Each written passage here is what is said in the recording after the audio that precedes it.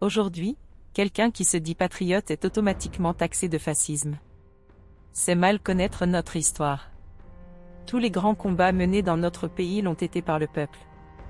Tous les grands hommes du siècle dernier qui ont initié de vraies réformes aimaient la France et les Français.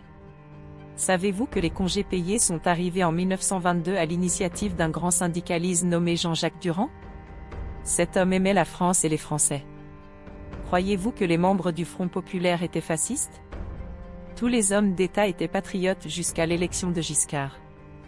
Dès lors, une démarche a été engagée par les politiques pour détruire l'État patriote, cette union qui nous unissait et faisait de nous une nation forte. Au fil des mandats, les hommes de conviction ont dû céder la place aux technocrates. Savez-vous ce qu'est un technocrate? C'est un individu qui est formé par la République pour servir la République. En aucun cas, ce n'est un penseur ou un homme de conviction.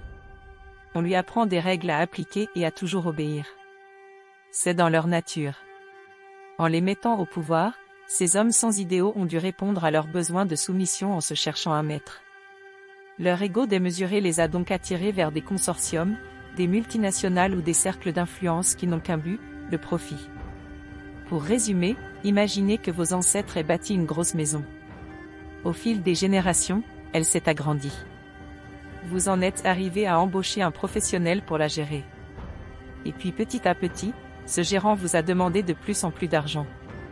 Et aujourd'hui, ces gestionnaires successifs, vos employés, vous imposent des règles strictes, vous privent de vos libertés, vous demandent plus d'argent et se permettent de revendre des morceaux de votre maison à des entreprises étrangères. Maintenant, ils vous disent que vous n'êtes plus chez vous. La dernière évolution des macroniens, c'est qu'ils trouvent que vous êtes trop nombreux et veulent vous envoyer vous faire massacrer dans une guerre inutile pour vous museler et diminuer votre nombre. Ainsi, ils auront un prétexte pour vendre les restes de notre merveilleux pays à des monstres financiers, des consortiums américains comme BlackRock, Cargill et autres. Vous ne serez plus que des individus sans droit et soumis. L'heure est grave. Allez-vous continuer de subir? Allez-vous les laisser envoyer vos enfants à la mort sans bouger? Les technocrates ont détruit votre industrie et vos emplois. Notre pays autrefois florissant n'a plus rien.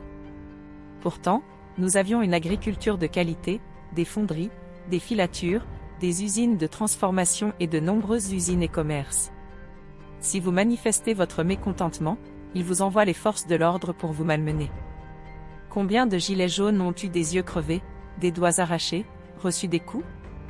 Ne sommes-nous pas dans le pays de la démocratie et des droits de l'homme? Quelles que soient vos convictions politiques, unissez-vous. Sauvez notre pays. Sinon, il n'y aura plus de place pour les idéaux. Merci d'avoir regardé cette vidéo. N'oubliez pas de cliquer sur le petit pouce et de vous abonner à cette chaîne. C'est la vôtre maintenant.